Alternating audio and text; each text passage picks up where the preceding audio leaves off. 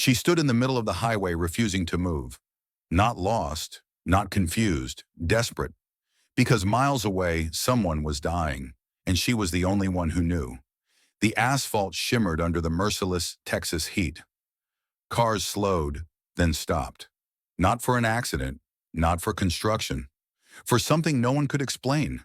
A small, wild creature standing in the middle of Highway 83, refusing to move.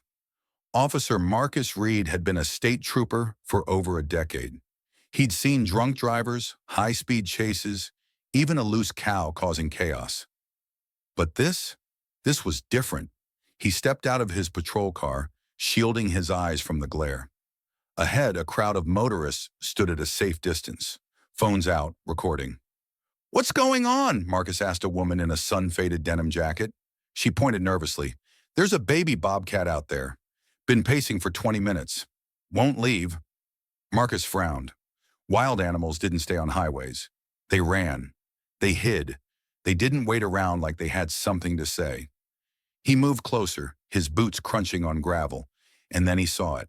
A young bobcat, barely a few months old, stood at the edge of the median. Its spotted fur was dusty, its movements frantic. It would dart toward the road, stop, then retreat, over and over, like it was trying to get someone's attention. But what stopped Marcus cold wasn't the animal itself.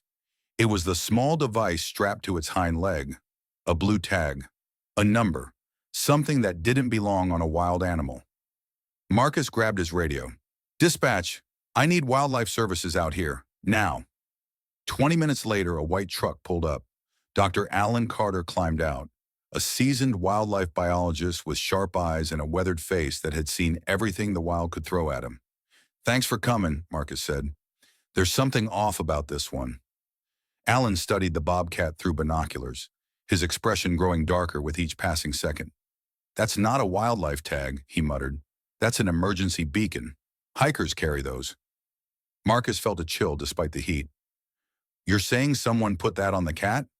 Alan lowered the binoculars. "I'm saying someone might be in serious trouble."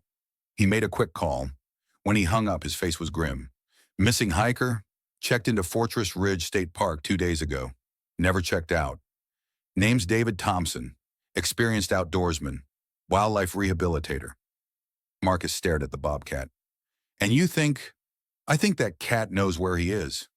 They both went silent. The bobcat looked at them, made a soft, urgent sound, then turned toward the forest, looking back as if to say, "Follow me." "You've got to be kidding," Marcus said.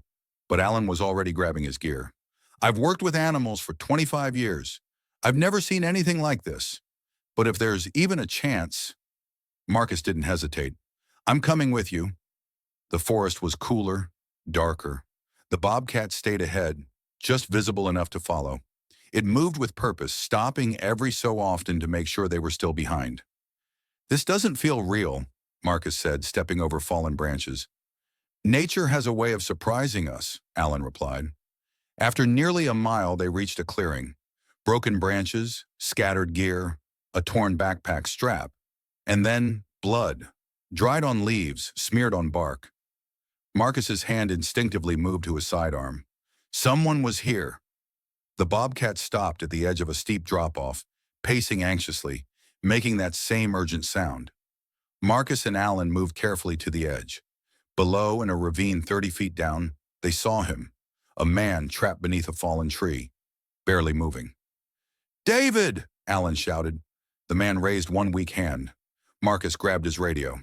"Dispatch, we found him. I repeat, we found the missing hiker. He's alive, but he's hurt. We need medical evac now." By the time they reached the bottom, the bobcat had already found her own way down. She approached the man cautiously, nuzzling his outstretched hand. "Luna," he whispered, his voice hoarse. "Good girl." Alan knelt beside him, checking his injuries. Broken leg, dehydration, possible concussion, but alive. "David, can you tell us what happened?" David's breathing was shallow. "Lightning storm. Tree fell. Couldn't reach my beacon. So he gestured weakly to Luna. "I attached my location marker to her harness. Told her to find the road. Find help." Marcus stared in disbelief. "You trained a bobcat to get help?" David managed a small smile. She was raised around humans before I got her. Part of her rehab. I wasn't sure it would work, but I had to try. Luna pressed against his side, watching the strangers with wary eyes. Alan shook his head in amazement. You just rewrote everything we thought we knew about wildlife behavior. The rescue took hours. When the medical team finally lifted David onto a stretcher, Luna tried to follow, making distressed sounds. Someone needs to take care of her, David said weakly. She's not ready to be released yet. I'll handle it, Alan promised. You have my word. As David was carried up the ravine, Marcus knelt beside Luna. You did good, girl. You saved him. For a moment, those golden eyes met his, and Marcus could have sworn he saw understanding. 3 weeks later, the story went viral. Bobcat saves owner's life dominated headlines.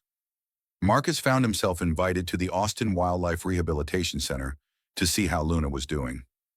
David sat in a wheelchair, his leg in a cast, but his spirits high. Officer Reed, good to see you again.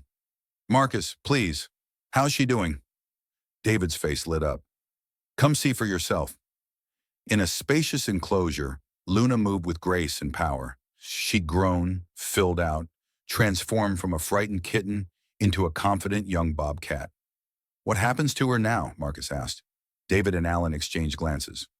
We're starting something new, a wildlife ambassador program. Luna can't be fully released. She's too connected to humans now. But she can teach people about her species. She can help conservation efforts. Luna approached the fence where Marcus stood. She made a soft sound, almost like recognition. She remembers you, David said, amazed. Marcus felt that strange connection again. This wasn't just an animal. This was proof that the line between wild and tame, between instinct and intelligence, was thinner than anyone imagined. 6 months later, Marcus stood at the grand opening of the Texas Wildlife Ambassador Center. Luna's habitat was the crown jewel, a beautiful space where she could live comfortably while inspiring thousands of visitors. David, now fully recovered, spoke to the crowd. Luna taught us something profound. Animals aren't simple. They're not just creatures of instinct. They think, they feel, they understand. He gestured to Marcus. And Officer Reed here, he listened. He didn't dismiss what seemed impossible. He trusted what he saw. Later, as the sun set, Marcus stood at the observation glass. Luna approached, those golden eyes meeting his one more time. In that moment, Marcus understood. Sometimes the most extraordinary stories don't come from the places we expect. They come from a tiny bobcat on a dusty highway, desperately trying to say, please, he needs you. And sometimes, if we're paying attention, we hear them. Before you go, hit that subscribe button. Because the most incredible stories, they're the ones we almost missed.